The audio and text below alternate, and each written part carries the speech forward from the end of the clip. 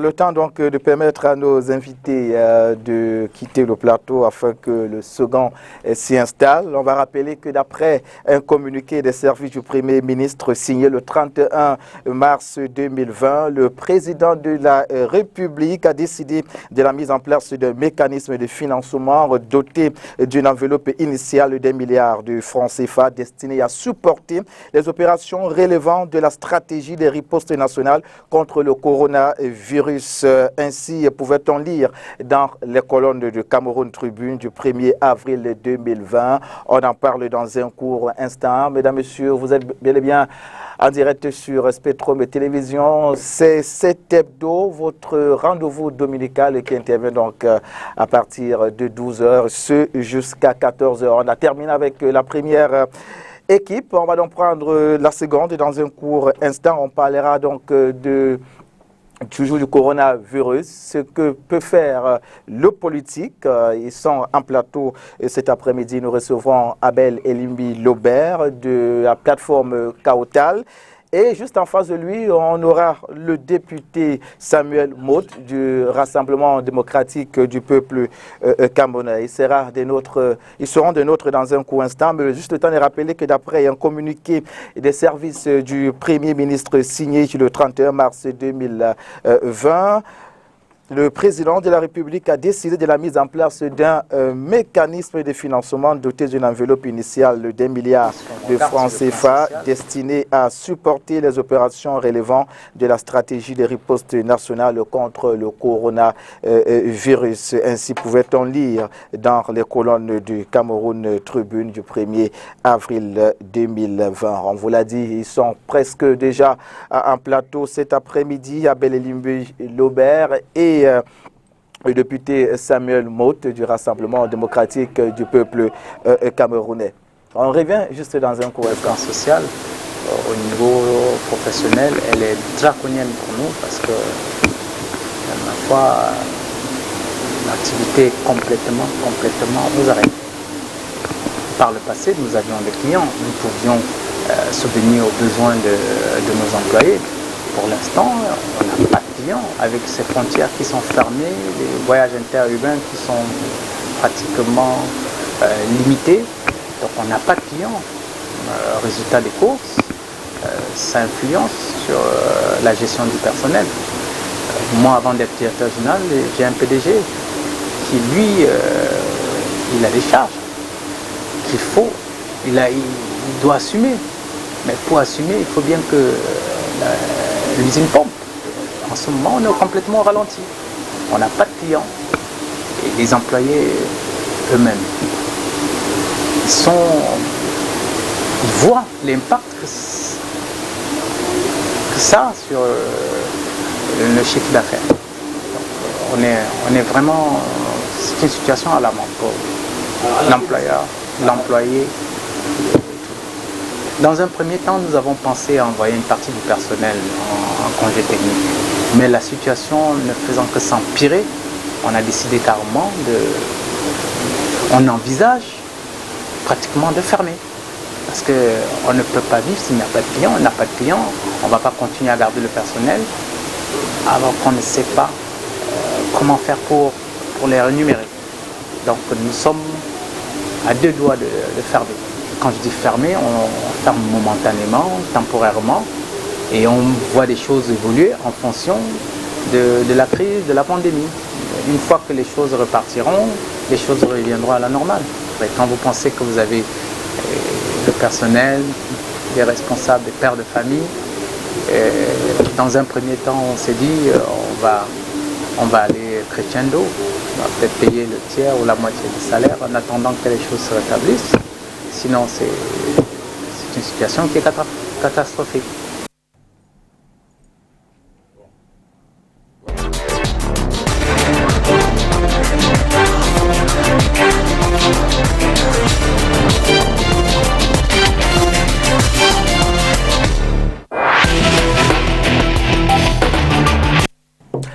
Vous venez de suivre la réaction d'un opérateur du secteur hôtelier qui présentait la situation actuelle de son établissement au lendemain des mesures de restriction contre la pandémie du coronavirus. Ça suscite des commentaires, on en parlera certainement tout à l'heure. Nous le disions il y a quelques instants dans un communiqué des services du Premier ministre signé le 31 mars 2020. Le président de la République a décidé de la mise en place d'un mécanisme de financement doté d'une enveloppe initiale d'1 milliard de francs CFA destiné à supporter les opérations relevant de la stratégie de riposte nationale contre le coronavirus. Ainsi pouvait-on lire dans les colonnes de Cameroun de Tribune du 1er avril 2020. Abel Elimbilo, d'entrée, que vous inspire une telle action du chef de l'État? Bon après-midi déjà. Merci de me donner l'opportunité en ces moments difficiles pour le monde entier d'une manière générale et singulièrement pour notre pays de participer à l'effort. Je pense que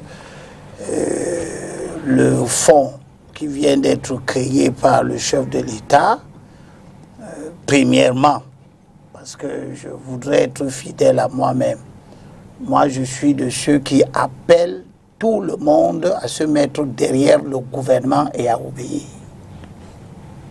J'estime que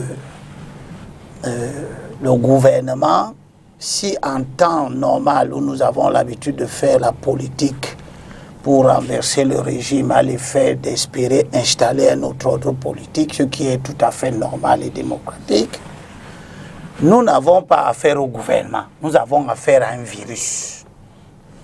Ce virus ne connaît pas les clivages politiques. Il ne sait pas si on gouverne bien, on ne gouverne pas bien, il s'en fout. S'il trouve l'opportunité d'être transporté d'un individu à un autre et d'individu à un individu, à un individu, à un individu, il se déplace.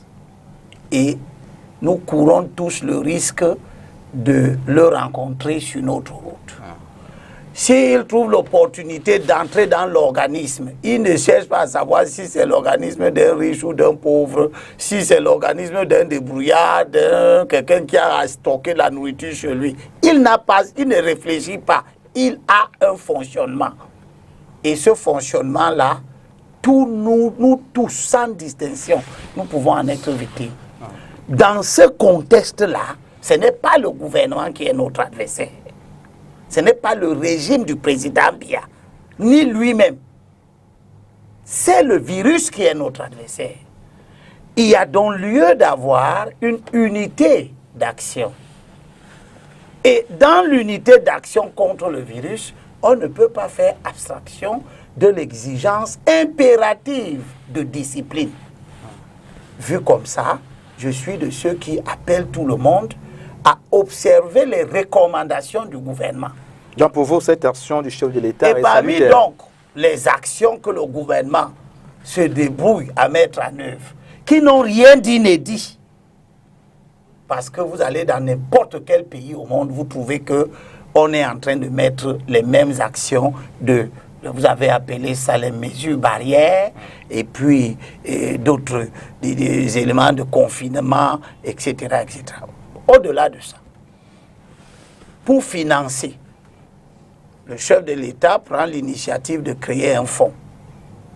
Je demande à tout le monde, et singulièrement à ceux qui me sont proches politiquement, de donner chacun sa contribution au financement des actions du gouvernement visant à prendre en charge tout ce qui est nécessaire pour lutter contre le développement de cette maladie et la propagation du virus. Ok, c'est compris. Honorable Samuel Maud. Mais quand j'ai fini de dire ça, oui, je voulais ajouter pour chuter, autre chose, très rapidement. Que je suis contre la prolifération des sources d'informations et des discours de toutes sortes, que chacun, en ce qui le concerne, croit bien fondé. Mais en réalité, ça participe à l'indiscipline. J'ai gardé un morceau biblique ici à tous nos amis qui ergotent, et ceux qui sont médecins, et ceux qui ne le sont pas, et les hommes politiques. Chacun estime que c'est le moment où il peut saisir la détresse nationale et en faire un fonds de commerce à tout ce monde-là, la Bible a prévu ce type de comportement. Dans l'Ecclésiaste,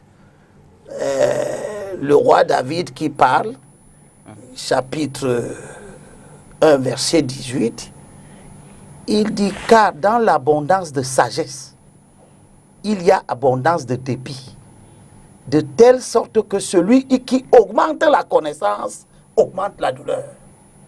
Ok. Il ne faut pas qu'il y ait 36 000 personnes qui nous disent ce qu'il faut faire. D'accord, c'est compris. Laissons le gouvernement conduire la lutte contre la propagation du virus. Et laissons le gouvernement nous donner des conseils à gauche et à droite.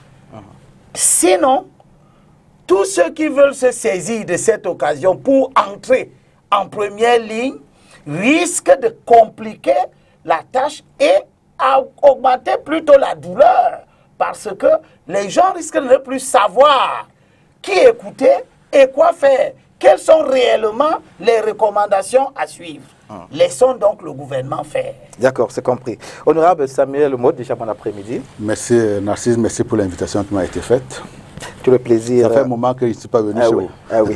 On va quand même rappeler que politiquement, vous étiez très occupé et très mobile. Merci d'avoir honoré cette invitation. Alors, 1 milliard de francs CFA, cela suffit-il pour réussir la stratégie de riposte nationale contre le coronavirus, surtout quand on sait que l'État débourse 300 000 francs CFA pour chaque personne infectée du coronavirus?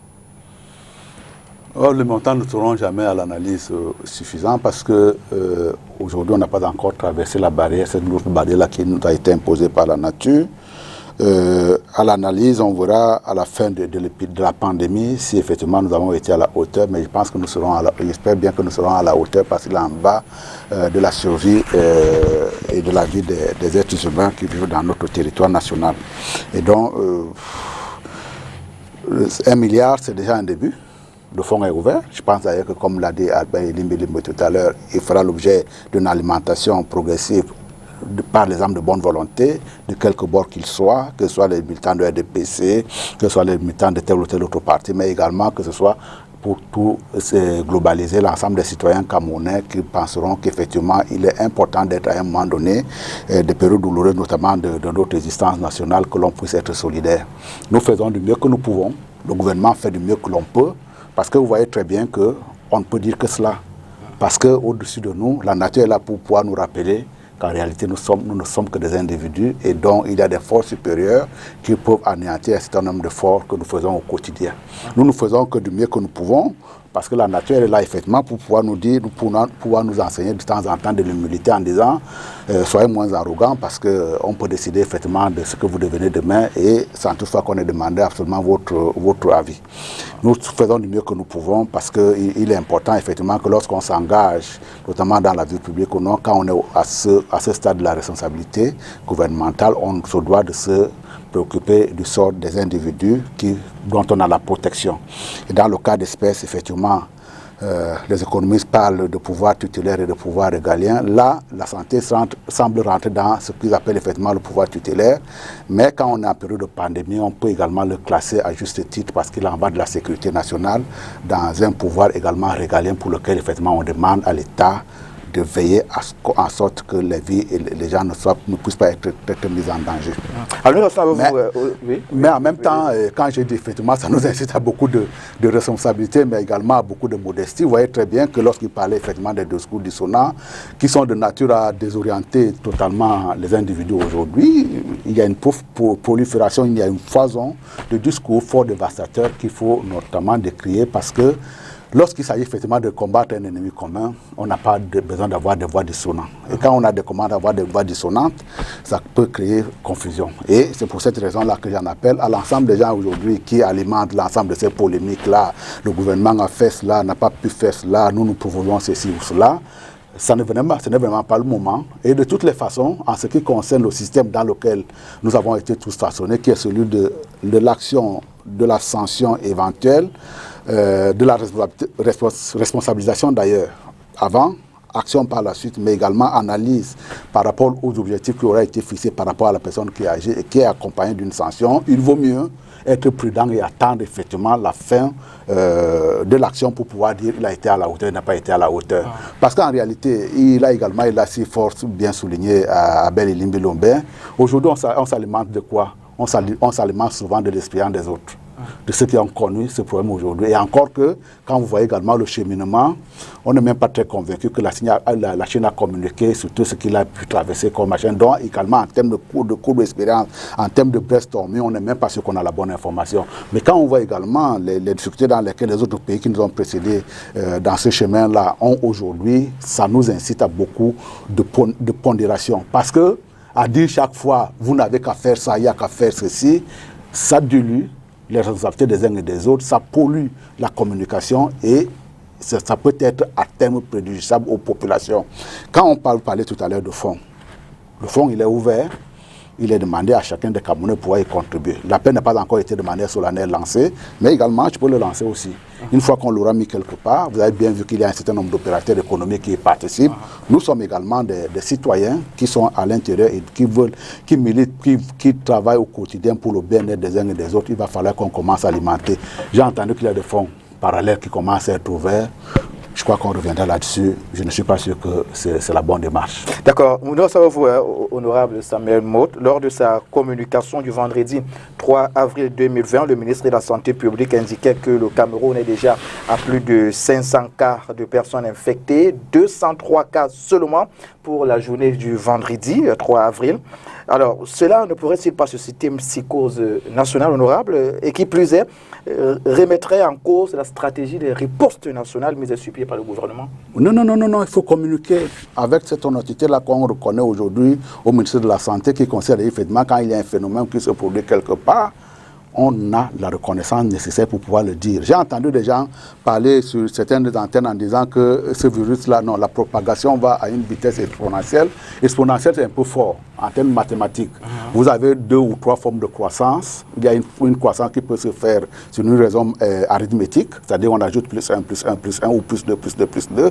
Mais ça peut également se faire de manière exponentielle. Exponentielle, on n'en est pas là. Mais en réalité, il faut reconnaître que dans le cadre de la contagion, le modèle de contagion tel qu'on l'analyse aujourd'hui, on est effectivement bien au-devant d'une progression géométrique. C'est-à-dire que lorsqu'il y a un individu, il est capable de contaminer 2 personnes à la fois au minimum. C'est-à-dire que lorsqu'il y a un qui est contaminé, les prochaines contaminations sera 2 personnes, plus multiplié par 2, ça va faire 4 personnes, ça va faire ainsi de suite. Et donc, il n'y a pas une progression forte. Je crois d'ailleurs que, tout simplement, mais ça également, il faut reconnaître ça aux autorités publiques, c'est que pendant un moment, on en était au point de constater que lorsqu'il y a une déclaration de quelque part, on essaie de tester, on se rend compte qu'effectivement la personne est infectée. À partir du moment où on rentre dans le cycle de dépistage, effectivement, les chiffres vont s'accélérer. Je crois d'ailleurs qu'il y a un certain nombre de projections qui ont été faites à horizon de 2 ou 3 semaines. Moi, je préférais les taire pour ne pas là également effrayer les gens. Mais il me semble que si on tient compte du fait qu'effectivement c'est une progression géométrique, les chiffres vont aller en croissant. Mais le pari également que le ministre de la Santé a pris en disant effectivement qu'on ne fera pas, mais là également on reviendra si on ne fera pas confinement intégral, c'est de dire effectivement qu'à un moment donné on aura une grosse pique, mais qui va retomber assez rapidement.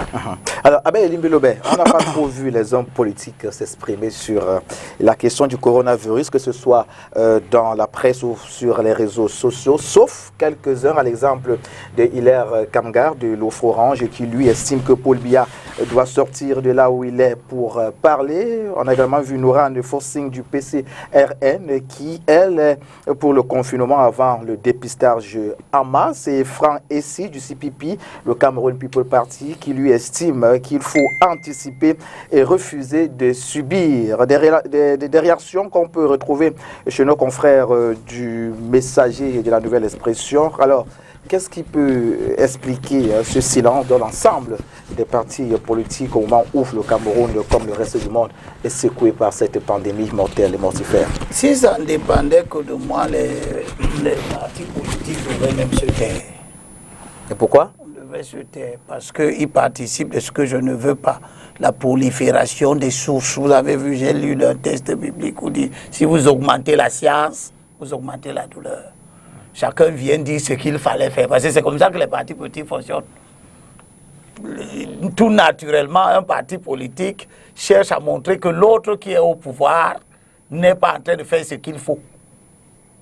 Or, comme je l'ai dit tout à l'heure, quand on est conscient que ce n'est pas le parti qui est au pouvoir, qui est notre adversaire, c'est le virus, à ce moment-là, la prolifération des points de vue par rapport à l'action qui est en cours devient quelque chose qui participe au désordre. C'est pour cela que je dis que si ça ne dépendait que de moi, eh bien, les partis politiques se tairaient d'abord. Parce que je n'ai pas vu beaucoup. Vous-même. Ben, écoutez, moi je viens dire à tout le monde écoutez ce que le gouvernement.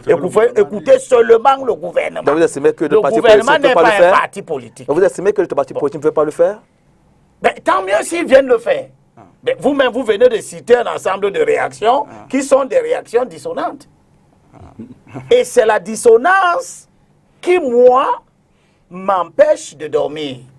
Quand j'ouvre le téléphone, j'écoute des leaders de partis politiques qui viennent proposer, qui font des injonctions au chef de l'État, etc.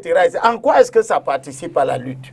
Mais est-ce qu'on ne pensait pas qu'il serait important, peut-être mieux pour le gouvernement, de créer une sorte de plateforme où on aura et les partis politiques d'opposition et les partis politiques du pouvoir? Pourquoi? Et même la société civile. Le virus. Et même la société civile. Ce n'est pas nécessaire. Pour trouver une véritable stratégie de riposte nationale. Ce n'est pas nécessaire. On peut le faire, mais ce n'est pas nécessaire. Okay. Premièrement, on sait ce qu'il faut faire. On n'est pas dans un système où on ne sait pas ce qu'il faut faire et on cherche la solution. Ce virus n'est pas quelque chose que les scientifiques ne connaissent pas. Ce virus, vous venez d'avoir un médecin de santé publique ici, il vous a dit ce qu'il faut faire. Il n'a pas dit autre chose que ce que le gouvernement a dit. Et ce que le gouvernement est en train de dire, ça n'a rien d'inédit. C'est ce que l'OMS a demandé de faire. C'est ce que tous les gouvernements du monde entier sont en train de faire.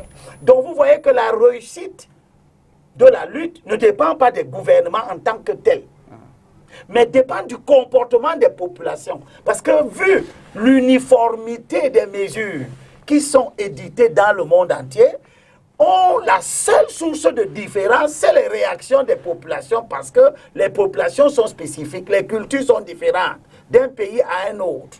Et même face à la diversité des cultures et donc des comportements des masses populaires, on voit qu'il y a un discours international qui demande aux citoyens, simplement, quel que soit le pays, un comportement quasi unanime et unique.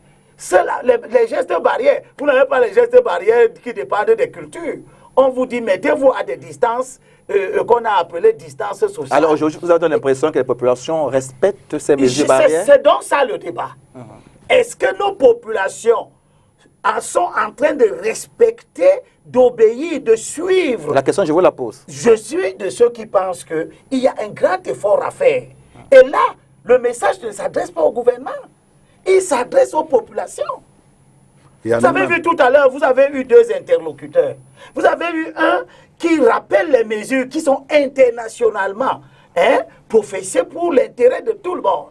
Et vous avez un autre qui croit qu'il doit défendre des catégories sociales. Il vous dit, oui, les pauvres. Ce n'est pas une histoire de pauvres.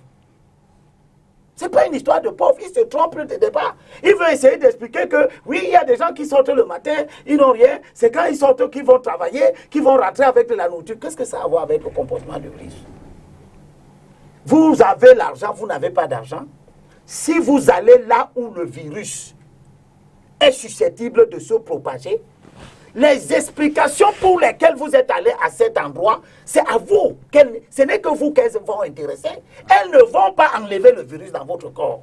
Que vous soyez sorti pour aller rester au carrefour, à discuter avec une pléthore d'individus qui se regroupent là, comme on voit dans nos carrefours, des hordes de bensiquineurs qui sont regroupés. On voit dans nos carrefours, sur la voie publique, des gens qui continuent à s'asseoir pour manger les œufs et les spaghettis qu'on vient faire au bord de la route. Ils sont 25, 30 assis les uns côte à côte avec les autres, dans une insouciance totale, au motif que s'ils ne sortent pas, ils ne vont pas manger. Le virus n'est pas là pour vous empêcher de manger. Il est là pour vous tuer. Alors, on retient que... Et si vous mourrez, vous ne mangerez pas. On retient qu'il y a encore des efforts à faire. Les comportements que les gens ont sont des comportements qui concerne leur ventre. Oui, Alors que le virus concerne votre vie. On vous a compris. Il est donc important que les gens soient disciplinés. Et le gouvernement n'a édité nulle part, aucun gouvernement au monde n'a édité une mesure qui empêche les gens de manger. Il s'agit de prendre des précautions pour qu'en allant chercher son pain quotidien, qu'on ne rencontre pas le virus. Or, et c'est la particularité d'une certaine catégorie des gens dans notre pays. On dit le ministre des Transports prend une mesure qui vise à permettre d'éviter un trop-plein de passagers dans des voitures de transport en commun. La réaction des organisations, de ces transporteurs et de leur organisation, c'est de dire baisser le prix du transport, baisser le prix du carburant. Qu'est-ce que le prix du carburant a à voir avec le risque que vous-même, le chauffeur, vous courez en transportant trop plein de gens dans votre voiture qui vont discuter. Le médecin de santé publique était là tout à l'heure. Il a dit que dans les postillons, c'est-à-dire que ces petites gouttelettes que nous produisons, il y a des grosses gouttes que nous, tout le monde voit, mais il y a des particules. Le virus est invisible et il reste en suspension dans l'air. Il peut même rester en suspension dans l'air au point où vous, le chauffeur taxi qui est à côté, vous qui êtes à côté de l'homme que vous avez pris en surcharge ou des trois que vous avez mis derrière, vous-même, vous courez le risque. Qu'est-ce que le prix du carburant vient faire dans le souci que le chauffeur taxi devait avoir de se protéger lui-même? Voilà, on vous a compris. On vous a compris, Abel. Vous aurez le temps d'y revenir. Alors, on a compris que les Camerounais, il faut encore discipliner les Camerounais. Ils doivent prendre en charge les gens qui sont confinés. Oui, la réponse, c'est que une catégorie de nos acteurs dit qu'il faut diminuer l'argent du gouvernement. Oui, on vous a compris. Est-ce qu'il faut diminuer l'argent du gouvernement quand le gouvernement a besoin de plus d'argent? On vous a compris. Essayons un peu d'être un peu... Je suis très remonté par non, oui, mais en même temps, on ne va pas confisquer la parole. Non, je ne confisque pas, je voudrais simplement terminer mon propos. Il ne faudrait pas que l'honorable me fasse un procès avant la fin de l'émission. Il peut aller où? Alors, on comprend, Abel, qu'il faut encore discipliner les Camerounais. Il faut encore discipliner les Camerounais. On a retenu cela. Alors, honorable, vous êtes d'avis avec Abel? Oui, il faut beaucoup de discipline? Oui, mais il faut beaucoup de discipline. Sauf que ce qu'il a omis de dire tout à l'heure, lorsque vous êtes 50 à donner des instructions, forcément, on ne peut pas être discipliné. C'est ça. C'est clair. Mais là également, vous avez dit tout à l'heure, vous lui avez posé la question, pourquoi est-ce que vous ne mettez pas tous ensemble pour pouvoir le gérer? Il y a quelque chose qui est très préjudiciable pour le fonctionnement des organisations modernes, c'est cette histoire-là qu'on appelle la dilution. C'est-à-dire que lorsque nous sommes autour d'une table de 3 ou 4 personnes, et que nous disons nous occupons de la même chose, le premier dira c'est le second qui fera, le second dira c'est le troisième qui va le faire certainement à coup sûr, et lui dira c'est le quatrième, et puis finalement plus personne ne fera. L'autre chose également qui est le fondement du meilleur fonctionnement des organisations humaines, c'est ce que j'ai commencé à ébaucher tout à l'heure, c'est celui du cycle de la responsabilisation. On a trouvé un responsable quelque part, on lui alloue les ressources nécessaires, on le pousse à l'action, on évalue par la suite et on le sanctionne. Là également, si vous êtes 50, à pouvoir vous occuper de la même chose, là également, chacun dira qu'il fera. Mais encore une dernière fois, il est important que lorsque nous sommes dans un système un peu plus large, macroéconomique comme celui-là, qui met en œuvre un certain nombre d'activités, notamment l'activité gouvernementale, le gouvernement, il a été mis en place par quelqu'un qui a une certaine légitimité. Et à partir de cette légitimité-là, on peut également comprendre que même quand on est de mauvaise foi, à pouvoir attendre qu'il trébuche à un moment donné, il faut l'attendre au moment de l'évaluation et de la sanction. Parce qu'à lui donner en plus des tuyaux, alors des petits biscuits pour qu'il réussisse à son action, ça veut dire que vous-même, vous n'êtes pas conséquent par rapport à vous. C'est-à-dire que si vous avez la lumière et que vous la filez à lui, cette lumière-là, il fera très bien son travail. Et puis, au moment de l'évaluation, vous avez envie de le sanctionner, vous n'aurez plus matière à le sanctionner. Non, ce que les gens font là en ce moment, ça partit tout simplement de ce que je pourrais appeler de la diversion. Uniquement, c'est de la diversion. Pas parce qu'ils veulent absolument apporter quelque chose de nouveau dans le cadre du cycle de suggestion nécessaire, qui est fort également louable à l'intérieur de la République, mais ils sont là pour pouvoir dire, ah, vous savez très bien, il y a quelque chose que j'ai adopté ces dernières années, enfin ces derniers temps, quand j'ai entendu la prolifération de suggestions qui venaient d'ici ou là, ça m'a rappelé nos salles de classe de l'école primaire. Nous sommes tous passés par là. Quand le maître dit qu'il connaît la réponse, moi monsieur, moi monsieur, moi monsieur. Cette histoire de moi monsieur, quand on est à situation de maturité, on leur aura certainement la main pour pouvoir attendre que le maître vous demande de donner la bonne réponse parce que vous pensez que c'est vous qui la détenez, mais vous ne créez pas le bruit à l'intérieur de la salle. À cette histoire-là de moi monsieur, ça n'honore personne. Ce que je vis ces derniers temps, c'est que chaque fois qu'il y a quelque chose que nous avons à gérer à l'intérieur de la République, il y a toujours un individu qui sort, 2 ou 3 individus qui sortent pour dire « Ah, c'est moi j'ai la bonne réponse ». La bonne réponse, elle n'existe nulle part. La science infuse, elle est de l'époque d'Adam, où il était tout seul et on pensait qu'effectivement, parce qu'il était tout seul sur le champ du combat, Dieu lui avait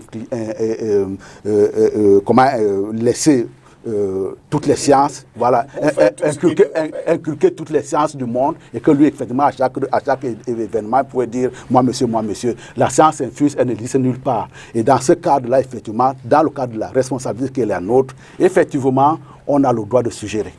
On ne refuse pas la situation, mais il faut que également la situation puisse être organisée. Il faut que la situation également puisse être raisonnable. Parce que, à pouvoir penser que chaque fois qu'on a la bonne réponse, également à côté, et dans le cadre effectivement de l'équipe gouvernementale, il n'y a rien de plus sérieux au monde, à l'intérieur d'une nation, qu'une équipe gouvernementale. Parce qu'elle elle met en mouvement beaucoup de ressources, de fois multiformes, multidisciplinaires, qu'une seule personne à l'intérieur de l'organisation, notamment un parti politique, n'a pas. Les éminences, on les a ailleurs. À la limite, peut passer à un moment donné de jugeote pour pouvoir prendre une décision qu'ils peuvent corriger par la suite, mais on les laisse le temps nécessaire de pouvoir le prendre. Je voulais embrayer également sur le point d'allocation de ressources que l'on vous avait parlé tout à l'heure, parce qu'effectivement, quand il vous dit il demande compensation, oui, très bien, on demande compensation, mais en économie, tout se tient. L'argent que le gouvernement sort aujourd'hui sur la base des compensations qui sont revendiquées ici ou là, ce sera l'argent de l'impôt de demain. Donc, en définitive, qui payera? C'est le citoyen qui paye. L'État ne crée pas de l'argent ex nihilo. Il le crée sur la base des richesses que nous sécrétons. Donc, quand on pousse l'État, effectivement, à faire un certain nombre d'efforts, qui sont de fois également nécessaires dans certains environnements, mais ne mettons pas uniquement la pédale là-dessus en disant que tant que l'État n'a pas fait ça, nous-mêmes, nous ne pouvons pas nous discipliner. Parce que vous pouvez tout acheter. Vous ne pouvez pas acheter la liberté. Vous pouvez tout acheter, la liberté, tout au moins elle s'achète avec d'autres formes de contrepartie, mais ce n'est pas avec l'argent que vous achetez la liberté. Regardez par exemple les points de confinement qui se posent aujourd'hui. Lui, il a parlé des points de transport. Les points de communication, également, ça commence à faire des problèmes. J'ai suivi tout à l'heure un reportage de France 24 sur le 18e arrondissement de Paris, qui a plus ou moins une monographie de la population semblable à la nôtre, des gens qui vivent plus ou moins au jour le jour. Les gens commencent à dire, ah mais une semaine ça va, 2e semaine ça va, mais à partir de la 3e semaine quand même, vous voyez, on commence à le dire. Mais également, vous voyez très bien que là aussi quand je vous dis qu'on n'achète pas, parce que les gens vous disent effectivement juste faire plus ou moins de manière péremptoire, il faut donner de l'argent aux citoyens, comme ça au moins ils vont rester confinés. Vous aurez beau donner cet argent aux gens, la liberté n'a pas de prix. Le jour où les gens commencent à avoir des jambes lourdes à l'intérieur de son enclos, il va dire comment est-ce qu'il fait pour sortir. Or, quand je vous dis effectivement qu'on n'achète pas la liberté, il y a d'autres formes qui peuvent nous permettre d'avoir cette liberté. Nous sommes libres aujourd'hui parce que nous respectons un certain nombre de règlements, un certain nombre de lois républicaines. Sinon, autrement dit, on nous mettrait en prison. Mais là également, dans le cadre de ce virus, nous serons libres parce que nous serons à cheval par rapport au respect d'un certain nombre d'instructions qui nous sont données par le gouvernement. Quand on vous dit, par exemple, ne sortez que quand c'est nécessaire, si vous sortez que quand c'est nécessaire, vous serez libre. On va pouvoir faire confinement total. Quand on vous dit, vous lavez les mains avant de rentrer chez vous, règle d'hygiène, si vous lavez les mains avant de rentrer chez vous, peut-être on va alléger le confinement. Oui. On peut continuer la démarche en disant qu'effectivement, quand on vous dit porter le masque, et le reportage que nous avons aujourd'hui nous édifie à juste titre, qui consiste à dire deux reportages croisés qu'on a fait ces derniers temps. Quelque part dans une banlieue ou alors dans une agglomération au Nigeria, des gens qui commencent à pester en disant mais confinement pour confinement, on commence à en faire un peu trop. Il doit être trois reportages. Il y a un autre reportage qui nous vient de Hong Kong. Je ne sais pas si vous l'avez tous suivi. On dit effectivement à Hong Kong, 0 confinement, Mais on se rend compte que c'est un département, comment dire, c'est une région de la Chine, hein, à quelques encablures, l'océan faisant. On n'est pas au milieu de la Chine. Or, le picentre de cette épidémie est venu de la Chine. Il y a combien de morts à Hong Kong? À peu près 9. 0 confinement. Ce qu'on a remarqué, c'est que tout simplement, les gens ont pris les bonnes postures. Quand on sort pour aller vaquer à ses occupations, on porte le masque. Et du coup, troisième reportage, les Français qui hier disaient non, le masque c'est réservé aux médecins et de toutes les façons, il ne faut jamais l'utiliser parce que c'est porté de machin. Ils sont aujourd'hui en train de revenir en disant qu'effectivement, on va généraliser le port de masque. C'est pour cette raison-là que quand les gens se mettent également à vous asséner un certain nombre de leçons, voilà les faits qui les contredisent aujourd'hui. Et le gouvernement a ceci de bien qu'il prend du recul avant de prendre de bonnes actions. Et vous voyez là, effectivement, que demain ou après-demain, même au Cameroun, on va généraliser sans être passé par le confinement total. On va généraliser pour pouvoir vivre dans le modèle de Hong Kong. On va généraliser peut-être le port de masque. Alors, on retient vos propos que être libre, c'est respecter les règles et lois édictées par le système en place ou alors par le gouvernement. Nous recevons vous, Samuel Maud, pour comprendre le titre ou la grande une du quotidien Le Messager du 3 avril 2020. Et dans ce titre, il est écrit « Le milliard de francs CFA débloqué par le président de la République pour renforcer la lutte contre le coronavirus vient se greffer aux initiatives précédentes, presque toujours vouées à l'échec. Du coup, le quotidien se demande bien si Paul Biya n'est pas un chef impuissant. Qu'en pensez-vous? Oh, chef impuissant, c'était même pas une affirmation, c'était une interrogation. Le point d'interrogation était mis en parenthèse, ce qui m'a d'ailleurs amusé.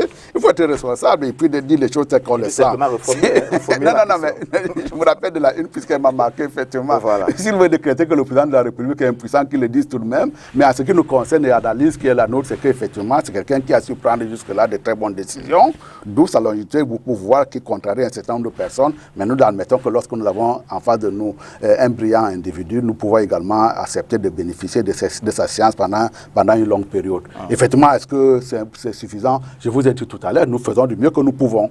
Parce que là également, nous sommes dans une société assez complexe.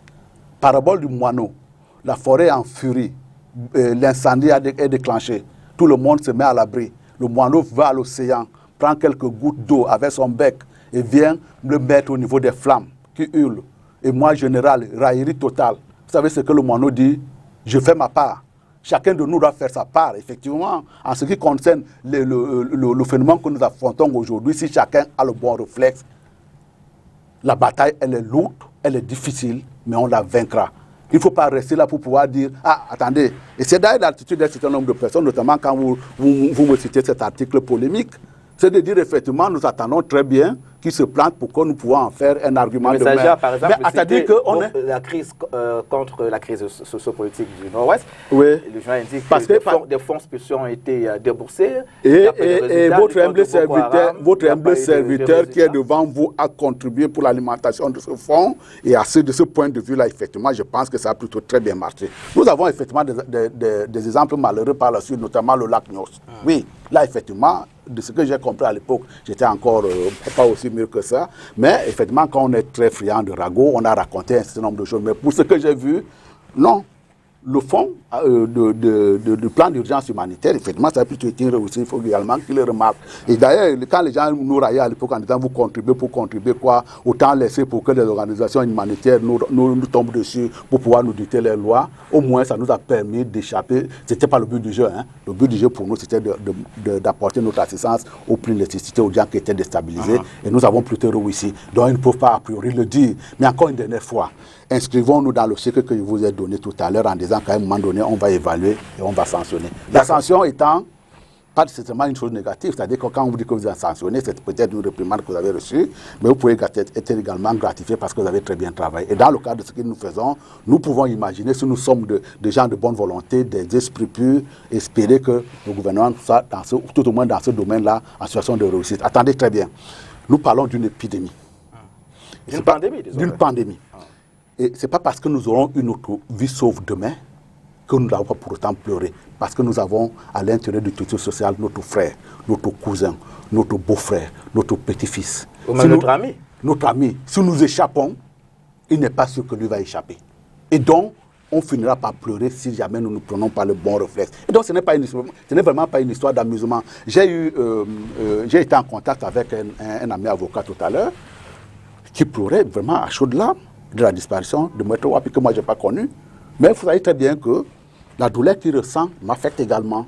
Et c'est comme ça que la société a fonctionné. Quand les gens, très souvent, quand vous les voyez là en route en train de commenter, je veux dire les circonstances d'un accident, ils oublient que de même eux-mêmes peuvent se retrouver dans la même situation. Il vaut mieux être lucide pour pouvoir dire comment est-ce qu'on fait pour faire en sorte qu'il n'y a pas de la casse à gauche ou à droite. Abbé Limbilobé, on reste avec la presse.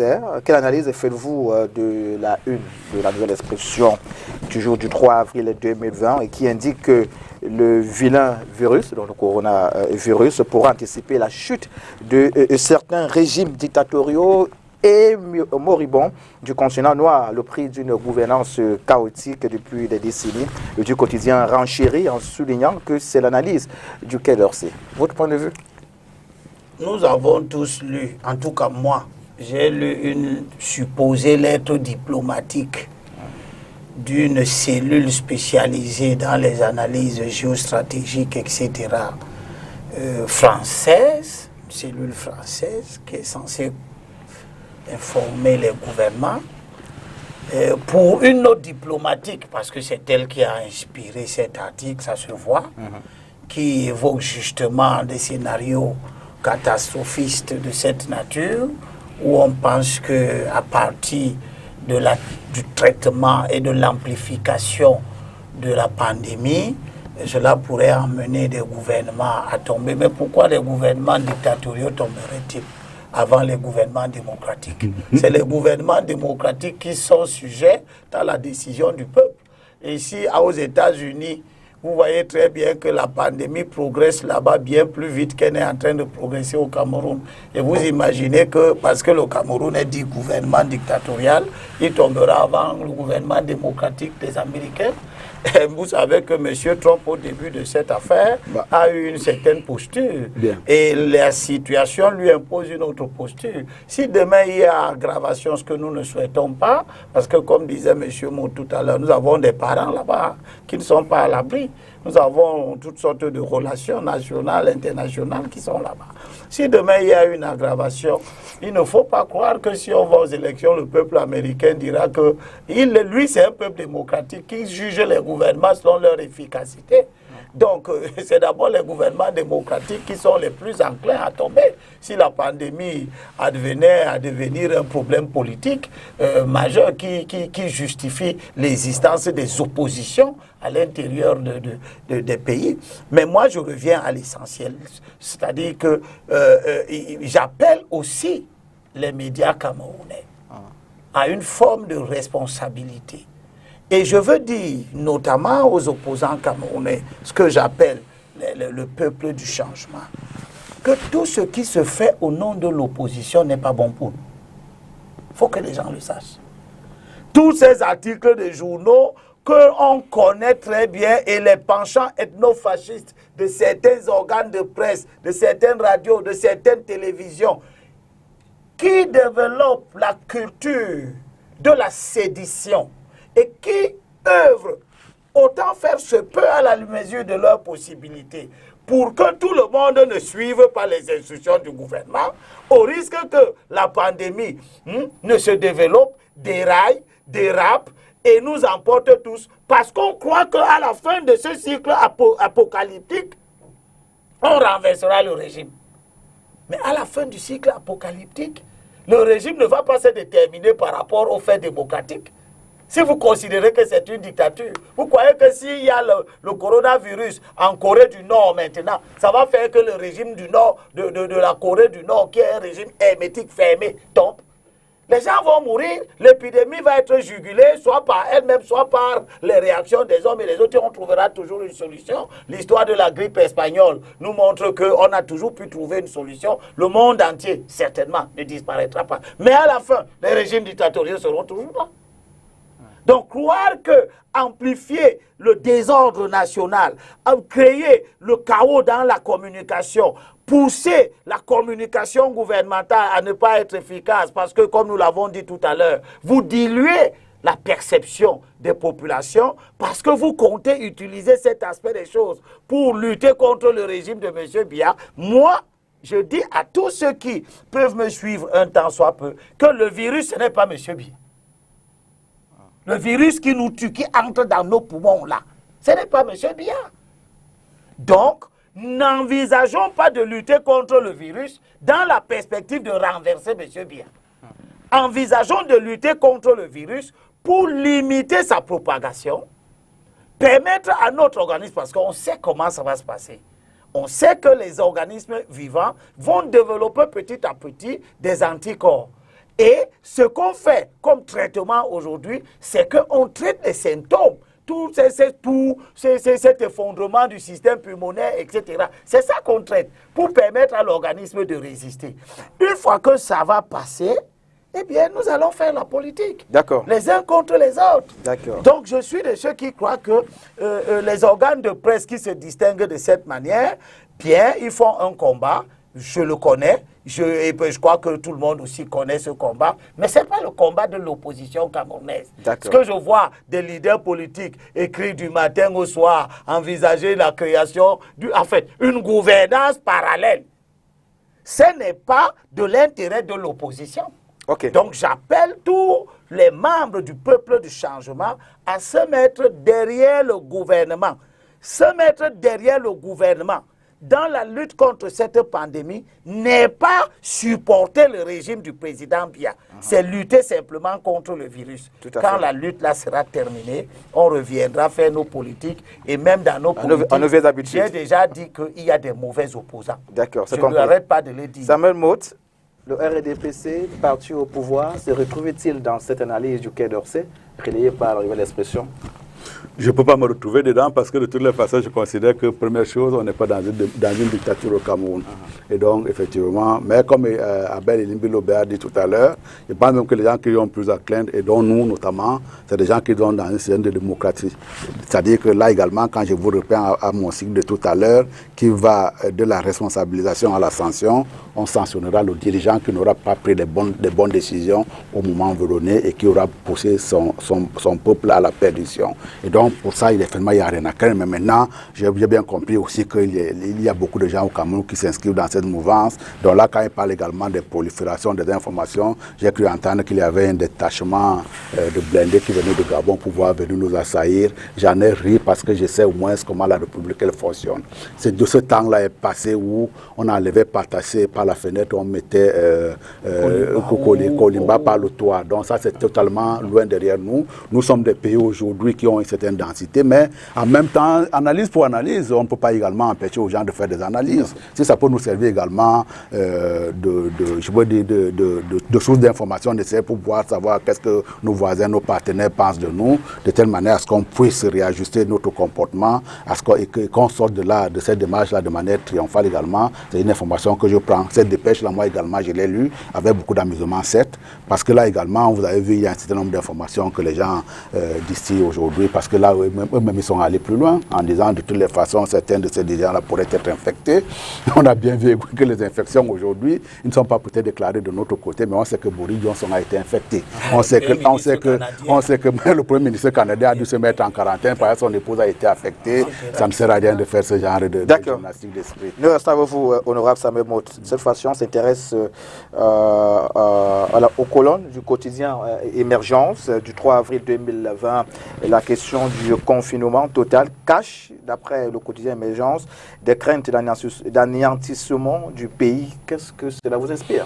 J'ai plus ou moins répondu à cette question-là par anticipation, parce que je vous dis effectivement, on fait le brainstorming, on se rend compte, on se dit, le voisin d'avant, il a fait ça. On va également essayer de le faire.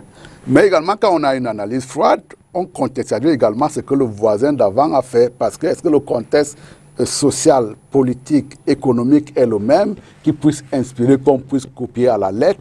On a confiné au Cameroun parce que quand on vous dit effectivement ne sortez que quand c'est nécessaire, c'est une forme de confinement. Maintenant, ce que les gens revendiquent à corps et à cri, certains d'entre eux tout au moins, c'est le confinement total. Je viens de vous dire qu'il y a des digues qui sont en train de se briser en France. C'est-à-dire que lorsque vous allez dans le 18e arrondissement, commentaires, reportages, porte de Clignancourt ce matin avant qu'ils reviennent ici, les gens commencent à dire mais pourquoi est-ce que moi je n'irai pas prendre de l'air? Hein? Mais par ailleurs également, les expériences antérieures nous enseignent que Hong Kong n'a pas été confiné, pas du tout confiné, avec une densité de la population beaucoup plus forte que la nôtre. Ils n'ont pas été confinés. Et ils ont vaqué régulièrement à leurs occupations, mais en étant tout simplement disciplinés. Et c'est pour cette raison que vous dites que l'on vous parle de problème d'argent, la liberté au-dessus de tout ça. Quand vous parlez de problème matériel, la liberté au-dessus de tout ça. Et la seule chose que vous ne pouvez pas acheter avec de l'argent, c'est la liberté.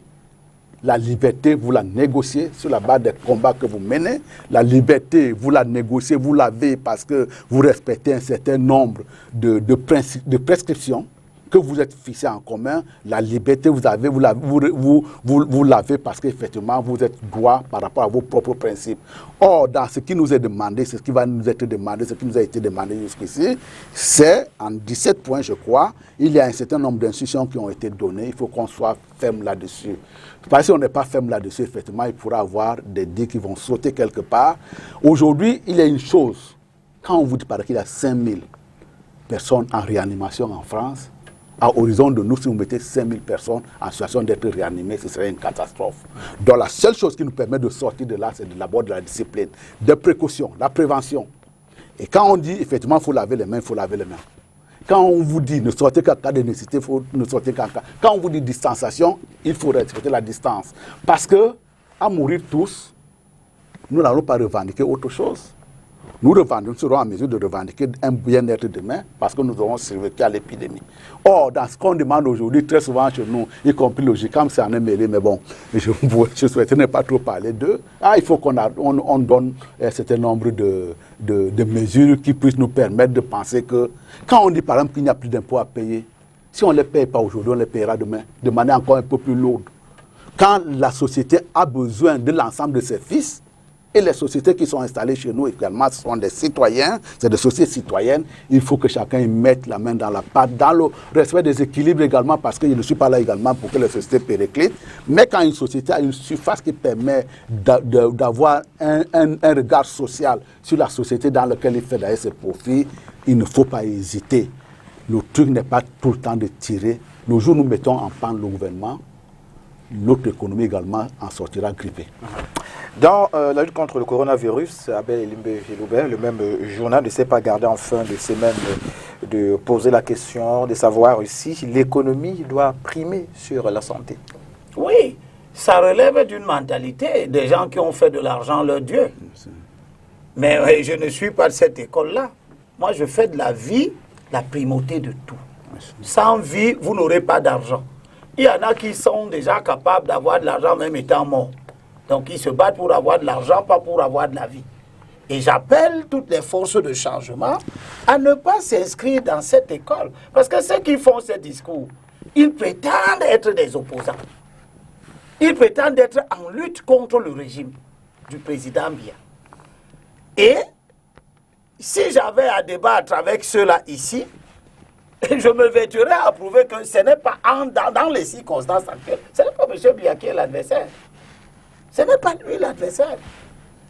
Donc, croire que on va nous faire avaler du matin au soir l'idée que le gouvernement est mauvais parce qu'il n'a pas mis 1000 milliards, comme, je ne sais pas, le Sénégal, tout en sachant très bien, entre autres raisons gardées, les effets d'annonce dont personne ici ne peut nous prouver la véracité demain.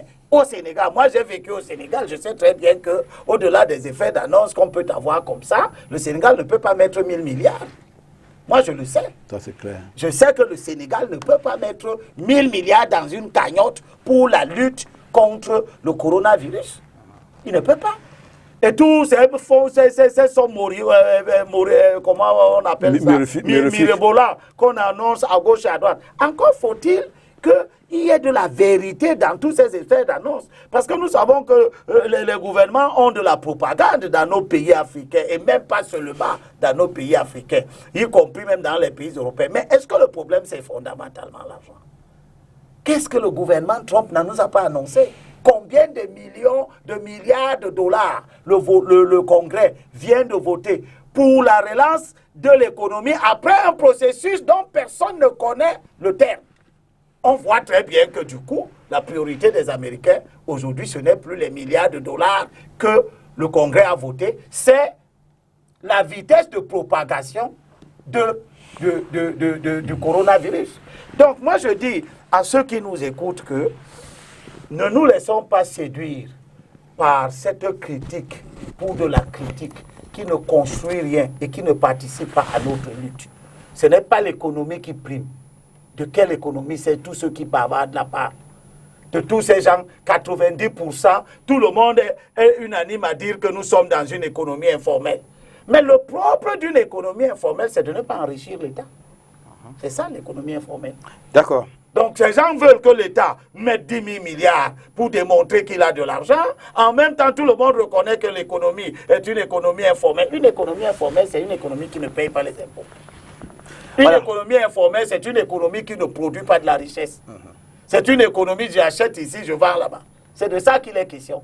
Et c'est ceux qui sont les maîtres de ce système économique qui doit tous les jours échapper à la visibilité du gouvernement et institutionnel. C'est eux qui viennent là donner des leçons de gouvernance. Ça montre très bien que une certaine catégorie de l'opposition qui est effectivement en marge. Et j'invite les acteurs de l'opposition à faire très attention de ne pas avoir n'importe qui comme maître. Parce que nous avons, dans des conditions de désespoir, comme nous sommes là, il y a des mauvais maîtres. Ces gens qui veulent qu'on aille distribuer l'argent aux gens parce qu'ils ne sont plus restés en route pour faire le spaghetti et les œufs. Mais si on distribue l'argent aux gens parce qu'ils ont accepté le confinement, ceux qui produisent cette nourriture que vous voulez aller vendre en route, qui sont dans les villages, vous pensez à eux? Parce que j'ai comme l'impression que les gens pensent que le Cameroun, c'est seulement Douala et Yaoundé. Tous ceux qui sont dans nos villages, vous pensez à eux. Vous avez une somme d'argent, vous avez une caisse où vous avez mis de l'argent en titre de contribution en temps normal pour que l'État aille prélever dedans pour aller donner à chaque agriculteur qui produit le plantain que on vous dit d'attendre. Vous dites que vous n'attendez pas. Vous venez préparer ça, vous transportez les gens, 3 personnes dans chaque bain. Vous gardez la parole. On va sortir de cette émission. Il nous reste quelques minutes. Le temps de répondre à cette interrogation. Je crois que c'est visible sur le petit écran. Alors, pour sortir de cette émission, que peut faire donc le politique? Qu'est-ce que le politique doit faire pour contribuer à une meilleure riposte nationale? Le politique est au centre de la lutte contre le coronavirus. C'est lui qui organise la recherche scientifique. C'est le politique qui organise les comportements de notre société.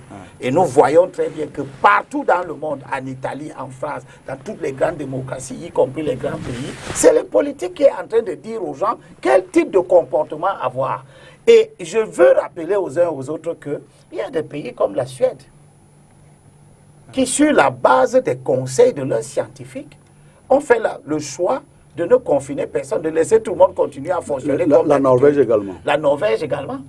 Parce qu'ils misent sur l'infection généralisée qui va aboutir au développement des anticorps.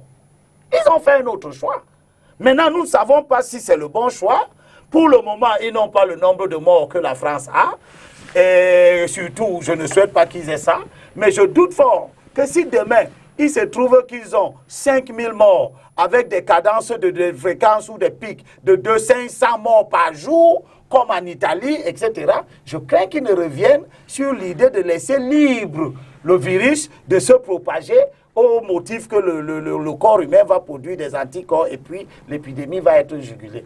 Donc nous sommes en face, pour sortir, oui, pour sortir, nous sommes en face d'un moment où plus que jamais, on voit que le politique, c'est lui qui est au centre de la vie des sociétés humaines. Il n'y a pas de sociétés humaines sans vie politique. Et c'est pour ça que le choix des acteurs politiques est important. Nous devons donc, pour ce qui est de l'opposition, parce que moi j'appartiens à la catégorie, contrairement à monsieur, à l'honorable Samuel Mott, qui a gagné d'ailleurs les élections de manière brillante parce qu'il n'y avait pas de candidat. Heureusement. Oui, il a gagné brillamment. Mais c'est pas sa faute. Puisque ce n'est pas sa faute, c'est ce que je voulais dire. Nous avons nous choisir choisissons de mauvais hommes politiques. Pensez-vous que ça aurait pu être autrement si si l'opposition avait de bons hommes politiques qui appelaient à une unité d'action, une organisation savante de la lutte, le député Samuel Moto aurait gagné probablement, mais en face d'un adversaire. D'accord, c'est compris. Il n'en a pas eu à cause des mauvais hommes politiques que nous voyons sur les réseaux sociaux, qui sont devenus des gouvernants des réseaux sociaux, qui écrivent tous les jours, à tout moment, n'importe où, dit n'importe quoi.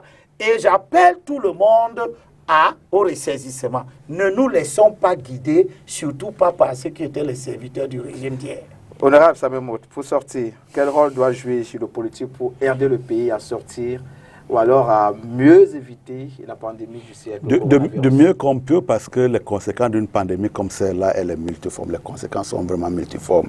Et quand vous suivez par exemple le ministre de l'économie, le ministre des Finances, lorsqu'il sortait de la concertation avec son homologue de la CEMAC, vous voyez très bien qu'il y a des réflexions qui sont menées. Parce que là, par exemple, nous sommes en train de traverser de ce moment 2 semaines, ça pourrait aller 3, 4, 5, 6, un semestre sans activité optimale. Il faudrait effectivement faire en sorte que la machine ne se casse pas, c'est-à-dire que l'on puisse relancer, que les gens continuent à se nourrir, que les gens ne tombent pas dans nos désespoirs. Mais ce que également le politique doit faire, c'est ce que malheureusement nous reprochons aux autres, c'est de la foi de la bonne communication. Parce qu'au-delà, il est admis aujourd'hui à 5000 personnes en train d'attendre d'être réanimées. Le Cameroun, aucun pays du tiers-monde ne peut absolument pas les moyens. Par contre, nous pouvons nous jeter corps et âme dans ce que j'appelle la prévention. Et cette prévention-là, elle est nécessaire. Vous avez parlé tout à l'heure du fonds spécial dont il y a une dotation qui a été développée par le chef de l'État. La meilleure façon aussi de participer à ce don-là, c'est peut-être de prendre également de l'argent pour aller mettre dans la cagnotte, mais c'est de commencer également à inculquer de bonnes attitudes chez soi. Aujourd'hui, il est plus ou moins admis qu'avec ce qu'on appelle les masques le masque grand public, voilà, on peut faire en sorte que... On participe un temps soit peu. Absolument. Les masques, c'est le thème que je cherchais, que les Français ont trouvé, ils aiment des mots les masques alternatifs que l'on peut faire à la maison. On peut participer également à cette prévention-là. Aujourd'hui, j'appelle à tous les ménages de Cameroun de faire en sorte que ces masques alternatifs-là, qui ne coûtent pas grand-chose, ça peut se faire à un coût de 100 francs, 200 francs, que chacun dans une maison puisse en être équipé de telle manière que lorsqu'un enfant sort de la maison, qu'il puisse être protégé. À condition, s'il te plaît, qu'il n'y ait pas ces espèces de mauvais esprits qui qui veulent en profiter. Voilà. Qui vont aller stocker ça pour qu'il y ait une pénurie, et parce qu'on stocke le riz pour qu'il y ait de la pénurie, parce que la situation de détresse est devenue une opportunité.